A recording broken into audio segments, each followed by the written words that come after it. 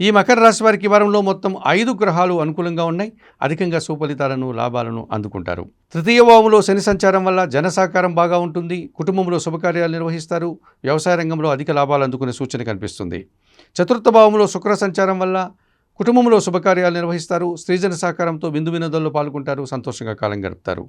షష్టమ భావంలో రవి సంచారం వల్ల అధికారుల అండదండలతో పోటీ ప్రపంచంలో నూతన అవకాశాలను, అభివృద్ధిని, ఆదాయాన్ని అందుకుంటారు. షష్టమ భావంలో బుధ సంచారం వల్ల వ్యాపార అభివృద్ధి బాగుంటుంది. తండ్రి నుంచి సహకారం అందుకుంటారు. ఆర్థికంగా బలాన్ని పుంజుకుంటారు. అష్టమ భావంలో కుజ సంచారం వల్ల కుటుంబంలో కానీ, వాహన సంబంధ విషయాల్లో కానీ, భూ సంబంధ విషయాల్లో కానీ అశాంతికి అవకాశం కనిపిస్తుంది. ఈ రాశి వారికి వారంలో ఆది, సోమ, గురు, శుక్రవారాలు అనుకూలంగా ఉన్నాయి.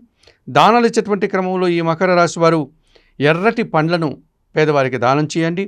స్తోత్ర పారాయణ విషయంలో ప్రతినిత్యం సుబ్రహ్మణ్యాష్టకం చదువుకోండి. ఆలయ సందర్శన కార్యక్రమంలో భాగంగా మకర రాశి వారు సుబ్రహ్మణ్య స్వామిని దర్శించి నమస్కరించుకోవడం వల్ల మరింతగా మంచి ఫలితాలను అందుకోగలుగుతారు.